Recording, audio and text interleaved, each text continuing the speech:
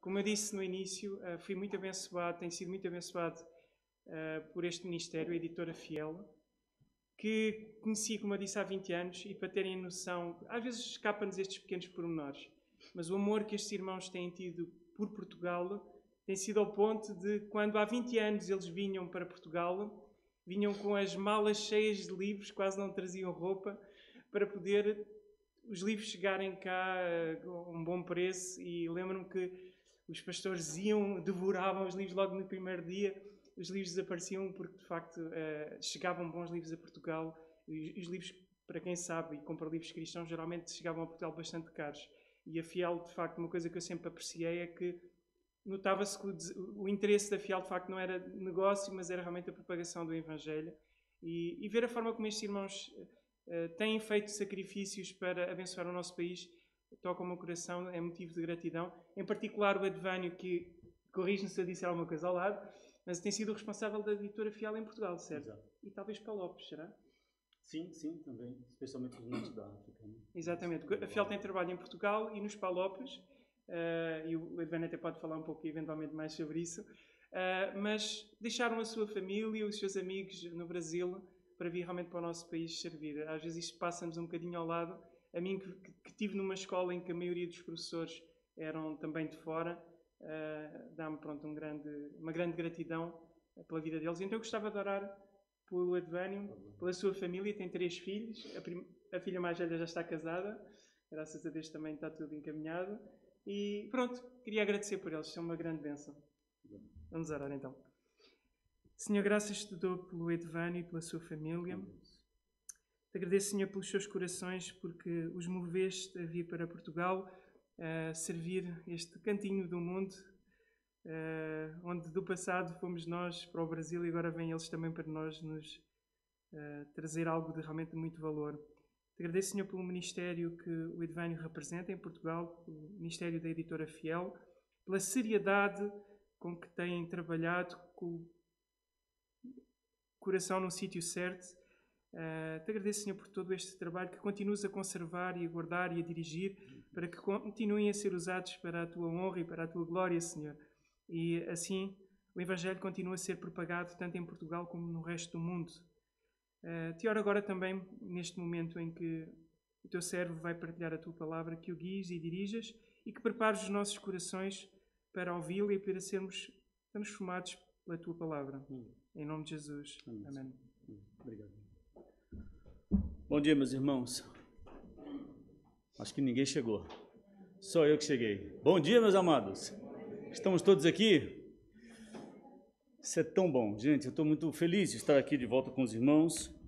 Depois já de algum tempo, né? Já fazia tempo que eu não vinha a Portugal. Toda vez que eu não vinha a Portugal, que eu não vinha ao Seixal.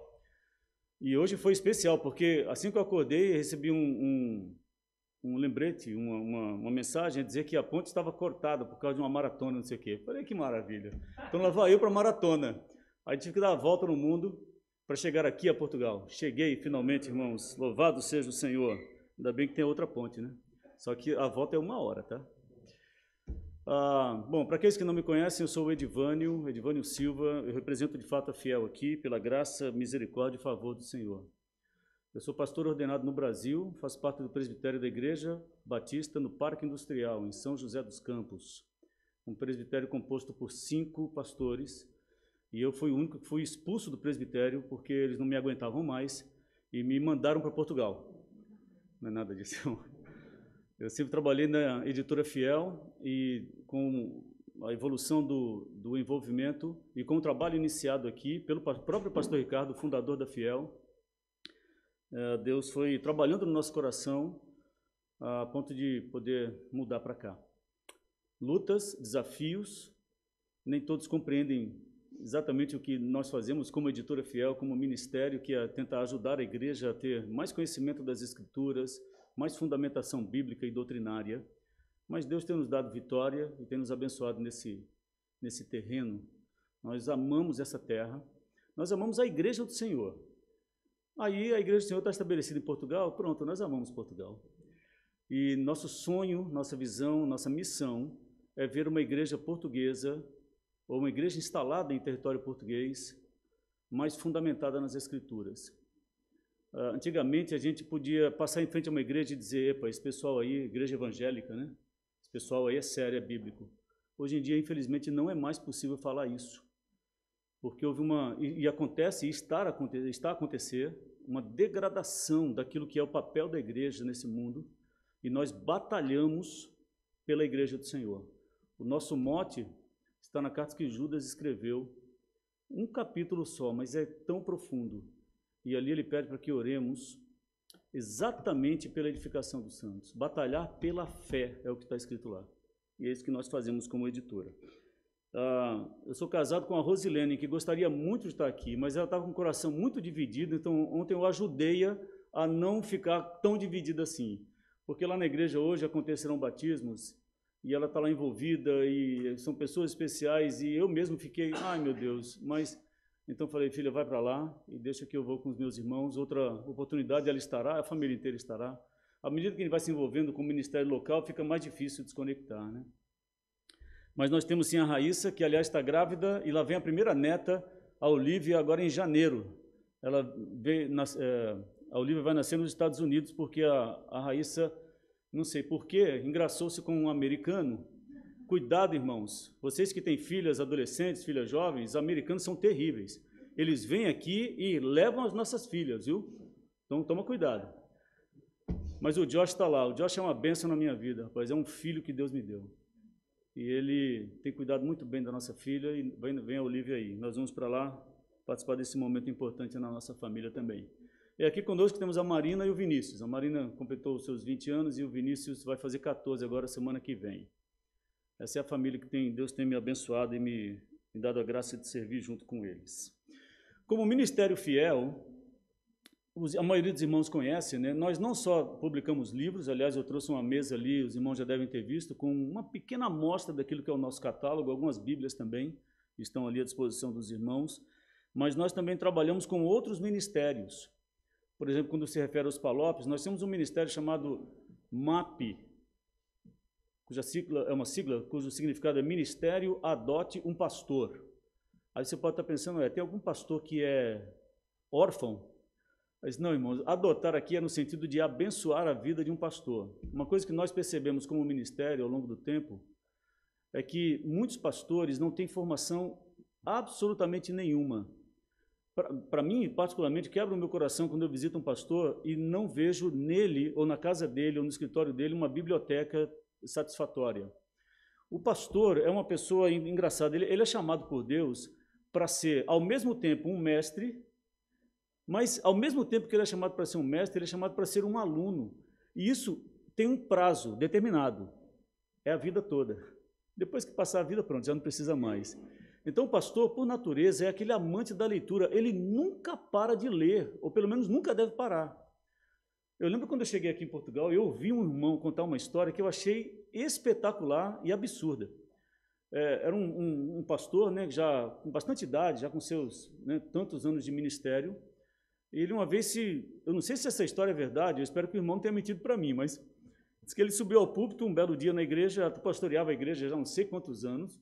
Ele então disse, olha, irmãos, tudo que eu tinha para aprender eu já aprendi. Tudo que eu tinha para ler eu já li. E tudo que eu tinha para ensinar, eu já ensinei para os irmãos. Então, hoje eu não vou pregar, eu vou ler as notícias. Aí puxou o jornal e começou a comentar as notícias. Olha só o governo, olha isso aí, olha isso aí. Eu falei, meu Senhor, isso aí é uma morte. Porque um pastor, ele nunca vai perder, um verdadeiro pastor, nunca vai perder o desejo pela leitura. Só que o que a gente vê é que nem todos têm condição de comprar livros e bons livros. Aí nós criamos o MAP, o Ministério Adote um Pastor. Com uma oferta por mês, você pode abençoar a vida de um pastor. Nós temos aqui em Portugal hoje cerca de 18 a 20 pastores, seminaristas também nós incluímos, ou obreiros mesmo, gente que não é pastor, mas que lida com o ministério pastoral. O que nós fazemos com a oferta? Metade nós compramos um livro e mandamos para ele todos os meses, durante 3 anos, e a outra metade nós separamos para criar um fundo para que ele participe da conferência teológica a custo zero. Felipe, você já participou do MAP? Você nunca foi adotado? Igreja do Seixal. Depois eu converso com vocês.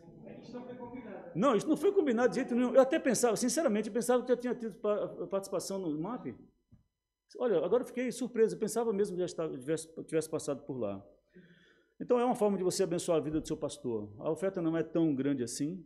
E se depois algum da liderança quiser conversar comigo, nós podemos conversar sobre isso.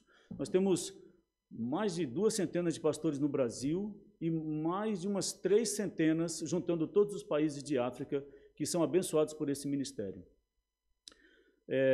Então, nós ajudamos na representação da Fiel nos países do norte, considerados norte da África aqui, que é Guiné-Bissau e Cabo Verde, né, com suas ilhas, e aqui em Portugal também. E dito isto, outro ministério é a conferência, né? Deixa eu fazer uma pergunta rápida aqui. Quem aqui já participou de alguma conferência da Fiel? Levanta a mão. Isso é bom, quase metade da igreja. Mas eu gostaria que todos levantassem a mão quando eu fizer essa pergunta no ano que vem, tá bem? Nós tivemos que parar com o nosso ministério de conferências. Irmãos, nós acreditamos na força de uma conferência teológica. O Felipe acabou de dar um testemunho sobre isso, e como o dele, nós temos coletado ao longo da vida, pela graça de Deus, vários outros. Deus tem trabalhado nas conferências. E ano que vem nós vamos voltar com elas, se Deus quiser. Anote aí na sua agenda, 4 de abril. É a primeira segunda-feira de abril, tá bem? Aquilo é perto da Páscoa, não sei se é antes ou depois. 4 de abril, nós vamos fazer a nossa conferência. Já estão confirmados a presença do pastor Jonathan Lehman. Ele é um dos membros, um dos pastores da Capitol Hill, um dos membros do Ministério 9 Marcas, o Nine Marks, que é presidido pelo Mark Dever, que, aliás, acho que estará, nós estamos tentando confirmar com ele no ano que vem, no ano seguinte, né, em 2023. Mas estará o Jonathan Lehman, um professor excelente, uma pessoa com muita capacidade, muita experiência ministerial, e vem com ele o brasileiro, pastor Jonas Madureira. Jonas Madureira, não sei se é conhecido dos irmãos, no Brasil ele é muito conhecido, ele trilha muito bem na área da filosofia, e Deus tem trabalhado bem na vida dele para juntar a boa filosofia com o ministério pastoral, e tem dado um resultado maravilhoso. Os dois já estão confirmados. Nós estamos fazendo uma nova experiência junto com aquilo que nós chamamos aqui de Rede Reformada, que é uma rede que está a nascer em Portugal, de pastores que vão nos ajudar, inclusive, na realização das conferências. Então, orem por isso. 4 a 7 de abril de 2022. Coloque aí na sua agenda, e eu quero a igreja toda lá, tá bem? Vamos estar juntos, se Deus quiser. Meus irmãos, cadê o relógio? Isso é um perigo, tem que ter relógio. Não, eu tenho aqui, mas vocês têm que ter um, e tem que ter um bem grande, porque senão a gente vai longe. Aqui nós costumamos parar o quê? Meio-dia aí? Normalmente. Meia hora. Ok, são 11h50. Vamos em frente. Que o Senhor nos abençoe e nos ajude. Vamos abrir a Bíblia. 1 Timóteo, capítulo 3. 1 Timóteo, capítulo 3. Versículos 14 e 15.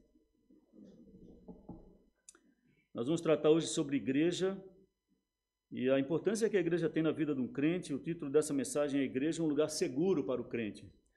1 Timóteo, capítulo 3, versículos 14 e 15.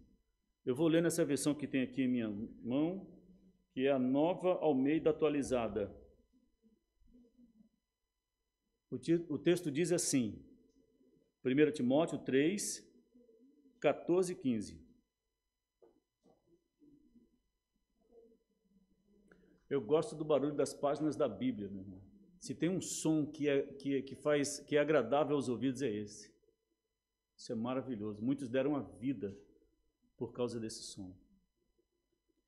O texto diz assim: escreva estas coisas a você, esperando ir vê-lo em breve. Mas se eu demorar, você saberá como se deve proceder na casa de Deus, que é a igreja do Deus vivo, coluna e fundamento da verdade. Vou ler novamente. Agora na revista atualizada. Escrevo-te estas coisas, esperando ir ver-te em breve, para que, se eu tardar, fique ciente de como se deve proceder na casa de Deus, que é a igreja do Deus vivo, coluna e baluarte da verdade. Vamos orar? Senhor nosso, aqui nós estamos diante da Tua presença e da Tua palavra, Senhor, clamando que o Senhor tenha misericórdia de nós. E ajude-nos nessa manhã a não perder tempo na Tua presença, Senhor. Nós ansiamos por esse dia, dia do Senhor, dia maravilhoso que o Senhor fez e nos deu. O Senhor tem nos conservado na Tua misericórdia, no Teu favor e no Teu amor. E eu peço que o Senhor abençoe essa igreja, para que todos nós saímos daqui abençoados pela Tua palavra, Senhor. Ela que nos guia, ela que nos dirige, e que o Teu Espírito Santo possa dirigir os nossos pensamentos, as nossas vontades, nossos desejos estejam cativos pela Tua palavra e pela Tua ação. É a oração que eu faço em nome de Jesus. Amém. Meus irmãos, uma pergunta retórica: o que é a igreja? É fácil obter resposta se você for na rua e fazer essa pergunta, né? O que é a igreja? Outro dia eu perguntei isso para o vizinho, ele falou: eu sei o que é a igreja católica, né? Aí eu, não, eu falo igreja de forma geral, assim, o que é a igreja? Agora a pergunta parece ser simples, mas ao mesmo tempo ela é complicada de se responder, porque igreja tem muita possibilidade de se responder a uma pergunta como essa. Talvez eu melhore a pergunta: como é que a igreja tem sido vista? Aí a coisa já não fica tão ampla e já começa a apertar, né? Como a igreja tem sido vista? Aí algumas respostas podem vir: bom, ela é um ajuntamento de pessoas, né? Eu sei que vai um pessoal esquisito e se junta no domingo de manhã. Hoje está até dá para entender. Mas o que não dá para entender é quando chega no verão, aquele domingo de sol, as pessoas acordam e ao invés de ir para a praia, vão para a igreja. Não, isso não dá para entender, isso é de loucos. Então, às vezes, a igreja pode ser vista como esse bando de loucos que vai para um lugar para sentar, cantar e depois ouvir uma pessoa falar. Pô, ninguém merece isso, né? Eu tenho mais o que fazer do que passar por isso. Alguns vão dizer, talvez é assim que ela tem sido vista. Do lado bom, talvez a resposta seja: bom, ela é um ajuntamento de pessoas que se dão bem uns com as outras, né? Todos aqui se dão muito bem, não há problema nenhum, não há discórdia nenhuma, tudo às mil maravilhas, é o céu na terra. Amém?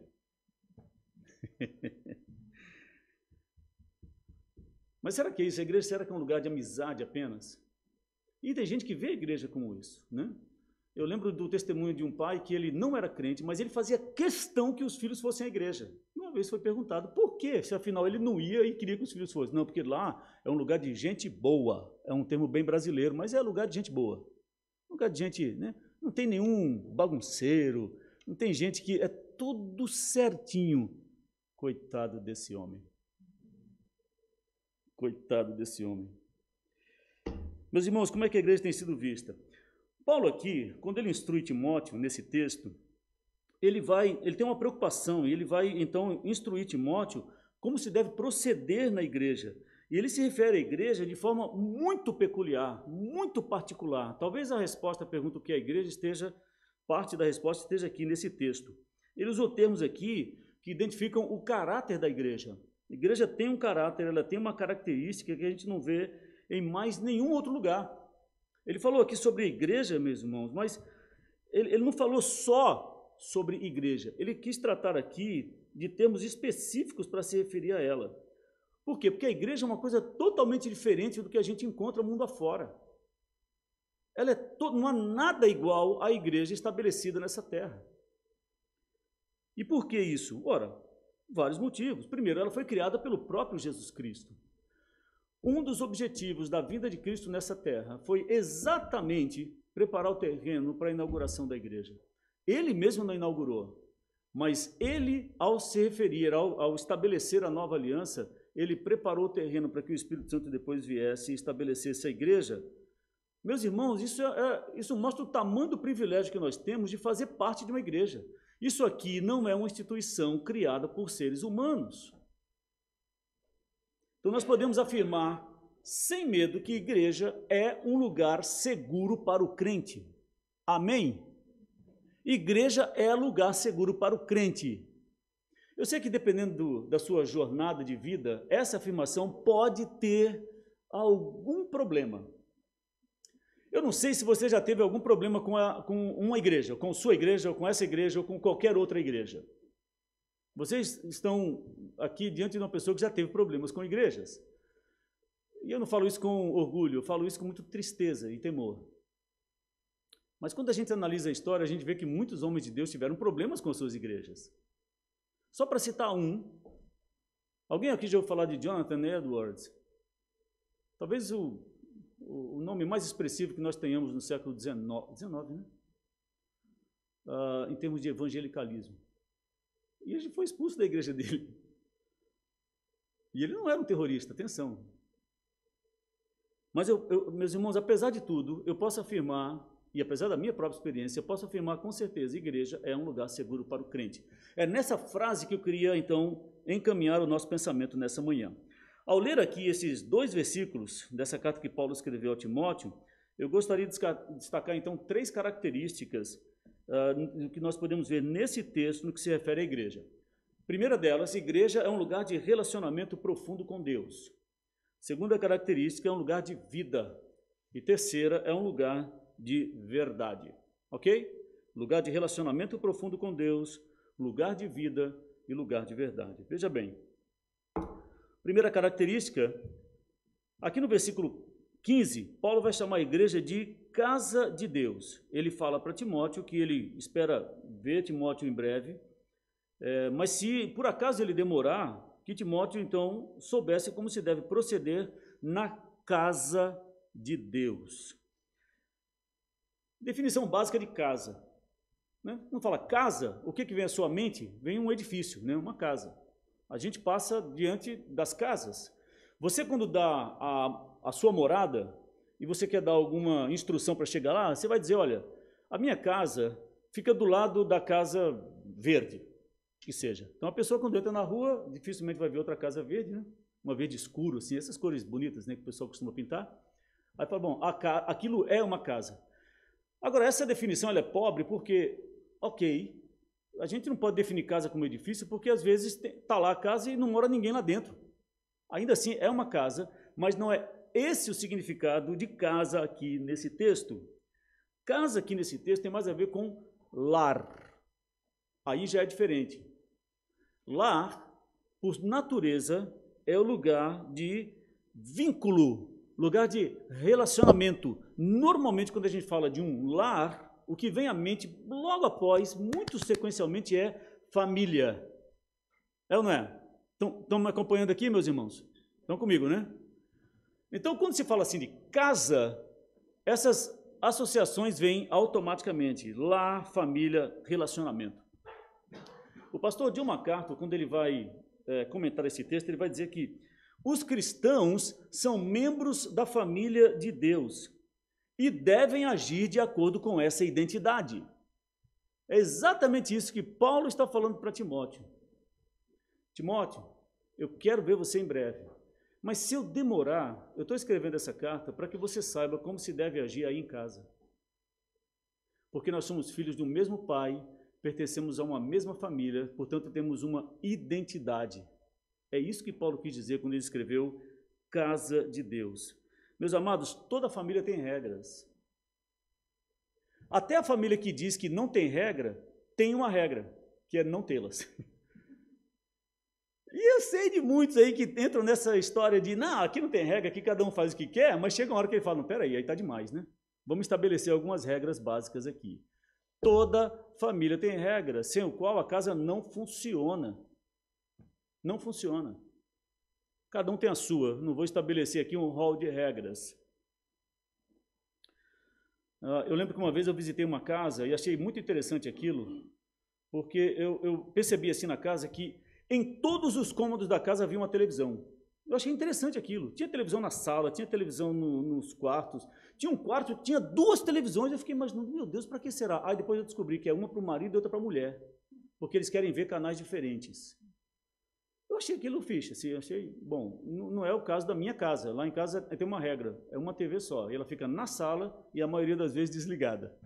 Aliás, eu estou tentando perceber para que serve aquele caixote lá, porque a gente quase não liga. Ah, sim, a gente vê um filme de vez em quando.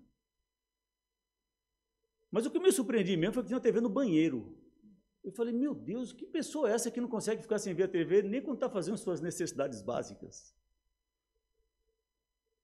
São regras de uma casa. Cada um tem as suas. Daí a necessidade de Paulo escrever sobre como proceder na casa de Deus. Meus irmãos, nós fazemos parte de uma família. Por isso que nós chamamos uns aos outros de irmãos.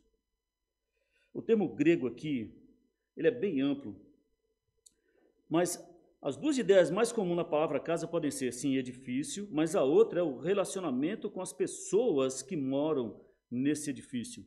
Lembra quando Pedro escreveu sua carta? Ele falou aos maridos: maridos, vivei a vida comum do lar. Vocês lembram desse texto? Conhecem? Maridos, vivei a vida comum do lar. O que Pedro estava querendo dizer? Maridos, relacionem-se, tenham relacionamento. Por que Pedro escreveu isso? Porque isso, especialmente para os maridos, é muito comum. O marido, ele coloca na cabeça dele que ele tem um papel. Ele sai, vai trabalhar, vai levantar o sustento. Quando ele volta para casa, ele já cumpriu o papel dele naquela família. A partir daquele momento que ele volta, é como se ele tivesse um placar assim na testa, dizer, não contem comigo, eu já fiz a minha parte. O maravilhoso, e vocês que não têm filhos ainda, vocês vão ver, é quando você chega em casa cansado, e tem dias que realmente são terríveis. Aí você chega cansado, tudo que você quer é tomar um banho, sentar naquele sofá maravilhoso, né? Pegar aquele comando glorioso e ligar a TV maravilhosa e ficar ali fazendo absolutamente nada. Mas é assim que você põe o pé em casa, sua mulher diz, você não tem noção do que o seu filho aprontou hoje. Vai lá ter com ele. Eu falo, não, por favor, ninguém merece isso. Maridos, vivei a vida comum do lar. Então, Pedro estava falando desse relacionamento. Paulo vai falar que a igreja é o lar de Deus. Isso é muito interessante. Igreja é o lar de Deus. Só que nós lemos em Isaías, em 66, que Deus não habita em templos feitos por mãos humanas. Conhecem o texto? O céu é o meu trono e a terra é o estrado dos meus pés. Que casa vós edificareis para mim? É impossível construir uma casa para Deus. É impossível. Mas Paulo vai dizer que Deus tem uma casa. Essa casa chama-se igreja. Igreja é o lar de Deus. Ele vai repetir a mesma ideia em Atos 17, 24. Quando ele está lá em Atenas, ele fala assim, olha, esse Deus aí, ninguém pode construir um templo para ele. Porque ele não cabe em templo nenhum. Ele é maior do que tudo. Maior que reinos, maior que nações. Então Deus disse que nós não podemos fazer uma casa para Ele. No entanto, Ele resolveu habitar na igreja. E mais ainda, Ele resolveu habitar dentro de você. Meus irmãos, isso é maravilhoso demais. Isso é maravilhoso demais. Você pode dizer, mas Deus está a se contradizer? Não, não. Ele está a nos amar. Ele está a nos amar. E não somente isso, Jesus disse, se alguém me ama, guardará a minha palavra, e meu Pai o amará, e veremos nele, faremos nele morada. João 14. Então o Senhor mesmo diz que Ele não habita em lugar feito por mãos humanas, mas Ele decide habitar na igreja. Então Deus tem falado com a sua igreja. Meus irmãos, ouvi palavras de consolo, palavras de alegria, palavras de repreensão, e nós precisamos dela. Palavras de direcionamento. Meus irmãos, isso é relacionamento com Deus. Eu fico muito impressionado quando alguém decide não mais ir à igreja. Essa semana eu recebi um convite nas redes sociais para eu curtir a página da CCC. Eu fui lá ver o que raio que é CCC. CCC é Comunidade Cristo em Casa. Mas isso é maravilhoso.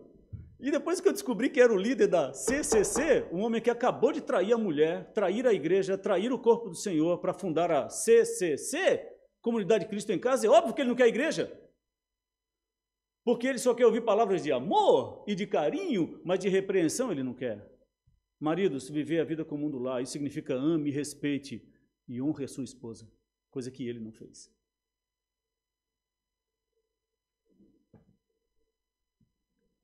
Então Deus tem falado com a sua igreja. Meus irmãos, Deus tem falado com a sua igreja, amém? Deus tem falado com essa igreja, amém? Pode dizer amém, meu irmão, nós estamos na igreja pentecostal, não. Amém é uma bênção. Amém! Louvado seja o Senhor, assim seja. Deus tem falado com a sua igreja. Se tem uma coisa terrível que pode acontecer na vida de um crente, é Deus não falar mais com ele. A gente lê em 1 Samuel 28 uma história interessante. Depois que Samuel morreu, Saul um dia se deparou com o exército dos filisteus. Quando Saul viu os filisteus, a Bíblia vai dizer que ele teve medo. Medo. E o seu coração muito se estremeceu, é o que está escrito lá no texto. Saul então consultou o Senhor, porém o Senhor não lhe respondeu. Nem por sonhos, nem por Urim, nem por Tumim, nem por profetas, nem por nada. Meus irmãos, quando o crente se afasta da igreja, é isso que acontece. Primeiro, ele tem medo. Segundo, Deus não fala com ele. Aí ele então começa a tomar decisões erradas, ele começa a fazer coisas erradas. Por quê? Porque ele se afastou da igreja. Igreja é lugar de verdade, de relacionamento com Deus. Se ele se afasta da igreja, ele vai dizer que tem relacionamento com Deus? Ora, a vida se torna uma tragédia, ele começa a fazer coisas erradas. Aí a gente desanda de vez nessa vida. Por quê? Porque Deus não tem falado mais conosco. Por isso, meus irmãos, fazer parte da igreja é uma bênção, é um privilégio. Aqui Deus fala. Aqui Deus fala. Então, o primeiro ponto é esse: igreja é lugar de relacionamento profundo com Deus. Segundo, igreja é lugar de vida. No mesmo versículo 15, como se deve proceder na casa de Deus, que é a igreja do na casa de Deus, que é a igreja do Deus vivo. Meus amados, igreja é lugar de vida. Igreja é lugar de vida. Em João 10:10, Jesus disse que ele veio para que tivéssemos vida, e não só, vida plena, vida abundante, vida em abundância. A igreja é composta por gente viva, não é igreja composta por gente morta. Portanto, meus irmãos, nós devemos agir, Paulo está falando como se deve proceder na igreja, como pessoas vivas. Sabe o que uma pessoa viva faz? Ela faz. Por que eu estou a falar isso? É muito comum, meus amados, a gente entrar numa rotina. Domingo de manhã a gente já acorda, troca a roupinha, põe a roupinha de domingo, né? Roupinha de igreja, vem para a igreja, senta-se no mesmo lugar do banco, muitas vezes, né? Viu como é que nós somos, né?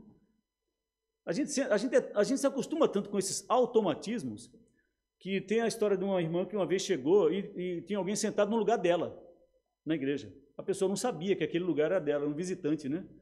E ela foi, passou por ele, voltou, e ela não resistiu e falou: olha, o senhor me dá licença que aí é o meu lugar? Nós somos assim, irmãos.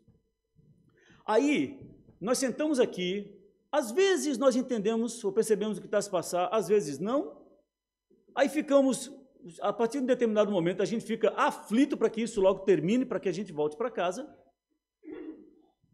E aí termina o nosso compromisso dominical. E assim nós dizemos que somos crentes, glória a Deus, aleluia. E quando a igreja precisa de alguma ação, quando a igreja precisa de pessoas que desenvolvam seus dons e talentos, aliás, irmão, toca muito, meu irmão. Deus abençoe, viu? Muito bom, gostoso ouvir o piano e tal. Mas quando a igreja precisa de vida, não aparece ninguém. Igreja é lugar de Deus vivo. Lembra-se quando um dos discípulos de Jesus pediu primeiro para ir sepultar o seu pai, que depois ele iria seguir Jesus? O que Jesus disse para ele? Deixe que os mortos enterrem os seus mortos. Igreja é lugar de vida. Vida. Paulo disse que Jesus nos deu vida quando estávamos mortos em nossos delitos e pecados. Está lá em Efésios. Nós andávamos no curso desse mundo, seguíamos o príncipe da potestade do ar, aquele que domina o pensamento mundano, era essa a nossa vida. Aí o Senhor nos tira dessa realidade e nos coloca dentro da igreja, e aqui nós morremos, muitas vezes.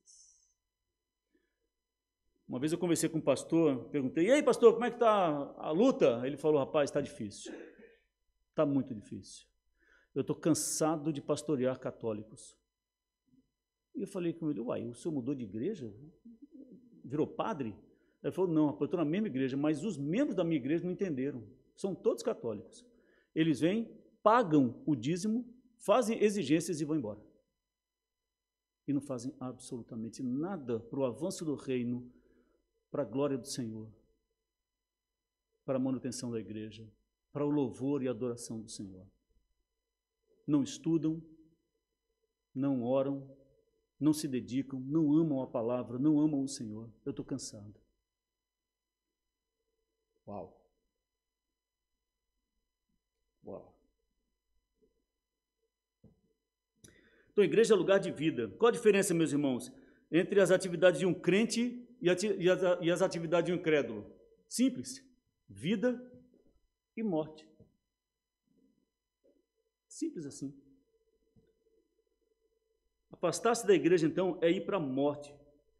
Fora da igreja não há vida. Pode ter certeza disso, irmãos. Fora da igreja não há vida. Se tem um lugar nessa terra onde a vida é proclamada, onde a vida é vivida, a vida real, a vida verdadeira, esse lugar chama-se igreja. Afastar-se da igreja é caminhar para a morte, onde as pessoas estão aí, sem referencial divino. As pessoas são como zombies, estão vivas, mas mortas ao mesmo tempo. Por quê? Porque elas não têm relacionamento com o Pai, elas não têm família para se relacionar para sempre. Elas estão vivas nesse mundo aí, sem esperança. A única esperança que elas têm é que um dia a morte vem e vai levá-los para o nada, para o abismo. Recentemente a Rose contou uma história interessante. Ela foi levar os livros lá no correio e tem um sistema de transporte lá que ela pega aquilo, é fácil, né? Então ela pegou e todos os dias vinha um senhorzinho. Peraí, eu estou confundindo as histórias, essa é outra. Essa é outra. Ela estava lá à espera do tal, eu sou terrível, vai ficando velho, a gente começa a confundir. Vocês são novos aí, preparem-se, vocês vão ficar assim, tá? Não, ela estava à espera, lá na paragem. Aí passa o senhorzinho, e ela, boa tarde, senhor. E o senhorzinho olhou para ela, o que tem de boa? Aí ela, ips. Ela falou, não, tá de boa, nós temos sol. Epa, está muito mal, pá. E ele, com a máscara. Mas por que, senhor, que está mal? Ah, essa máscara desgraçada e tal, e começou essa Covid, não sei o que e tal. Tá tudo mal, tá tudo mal. E ela disse, calma, senhor, não está tão mal assim. Nós estamos vivos, Deus está no céu. Ele, que Deus, que nada. Deus esqueceu de nós. Sabe o que é isso? Morte. Aí a Rose falou, não esqueceu não, senhor. Se ele tivesse esquecido, o senhor não estaria conversando comigo. Se ele tivesse esquecido de nós, o senhor não estaria respirando. Ele está vivo e ele não esqueceu de nós. Igreja é lugar de vida. E a terceira característica nesse versículo 15, igreja é lugar de verdade. Então ele vai dizer que a gente deve saber como proceder na casa de Deus, que é a igreja do Deus vivo, coluna e fundamento da verdade. Talvez na sua versão está escrito coluna e baluarte, agora você já sabe o que é baluarte. Fundamento da verdade. A igreja é a coluna e o fundamento e o baluarte da verdade. João Calvino escreveu, se não houver ministros piedosos que por sua pregação resgatem a verdade das trevas e do esquecimento, então as falsidades, os erros, as imposturas, as superstições e a corrupção de toda sorte assumirão imediatamente o controle. Está escrito no comentário das pastorais que a Fiel publicou, de Calvino. Meus irmãos, ninguém recebeu a tarefa de sustentar a verdade nesse mundo, senão a igreja. Ninguém. Você vai achar essa tarefa em qual outra instituição? Na Sociedade Lisboa, Benfica, como é que é? SLB? Sei lá o nome que se dá aqui. Não acompanho futebol. É lá que você vai encontrar a verdade? Ou então nos Dragões do Porto, ou qualquer outro time de futebol que seja. Ou qualquer outra associação. No Rotary Club. Epa, ali sim, ali é lugar de verdade. Ali... Os pastores, meus irmãos, devem estar cientes dessa responsabilidade. Paulo escreveu outra carta para Timóteo. Essa é a primeira que nós lemos. Aliás, acho que vale a pena. Vamos lá, em 2 Timóteo, no capítulo 4. É só virar umas 2, 3 páginas, dependendo da Bíblia. 2 Timóteo, capítulo 4.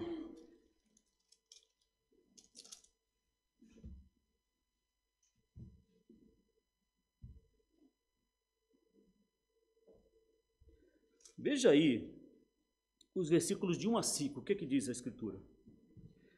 Diante de Deus e de Cristo, que há de julgar vivos e mortos, pela sua manifestação e pelo seu reino, eu peço a você, Timóteo, com insistência, que pregue a palavra, insista, quer seja oportuno, quer não, corrija, repreenda, exorte com toda paciência e doutrina. Versículo 3.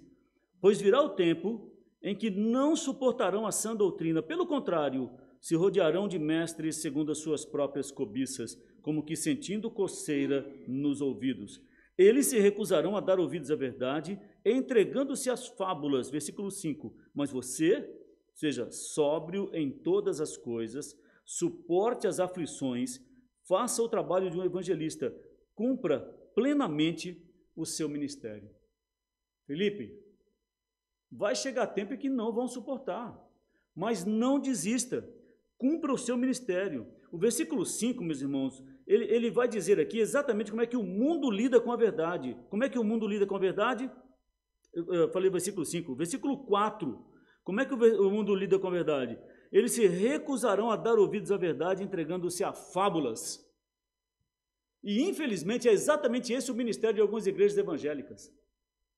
Contar fábulas, historinhas. Canta, 15 minutos de uma historinha qualquer, e todos vão para casa e louvado seja o Senhor. E o que nós temos ali? Um povo sem maturidade nenhuma, sem conhecimento das Escrituras, sem conhecimento do caráter de Deus, sem conhecimento da ação do Espírito.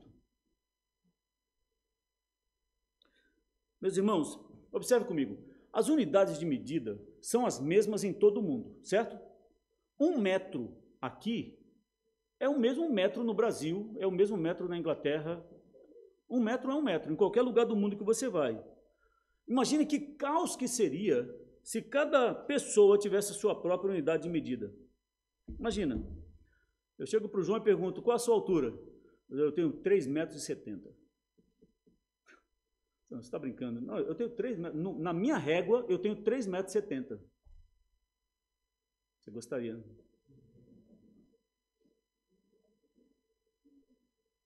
Mas como é que pode ser? Eu tenho 1,70 e sou do mesmo tamanho que você. Mas se é a sua régua, a minha é diferente. Meus irmãos, que caos que seria o mundo. Agora, infelizmente, é assim que as pessoas querem lidar com a verdade. A verdade de Deus é estabelecida pela sua palavra. Mas o que as pessoas fazem hoje? Elas esquecem, rejeitam as Escrituras e vão dar ouvidos às fábulas, que às vezes elas mesmas propõem para elas mesmas e acreditam nelas. Isso é como a loucura que Isaías conta daquele artífice que com um pedaço de pau ele faz um objeto de adoração e ele idolatra aquilo que ele mesmo fez. Isso é uma loucura, é insano, é exatamente como é que o mundo quer lidar com a verdade hoje. Agora, não deve ser assim na igreja, né? A igreja é coluna e fundamento da verdade. Olha só a definição que Paulo dá, isso é maravilhoso. Porque o que serviria Paulo dizer que a igreja é o fundamento da verdade? Qual é o edifício que se sustenta só com o fundamento? Percebe o ponto? A definição de Paulo aqui é perfeita. Ou então, se ele dissesse que a igreja é a coluna da verdade, qual é o edifício que se sustenta sem uma boa fundação?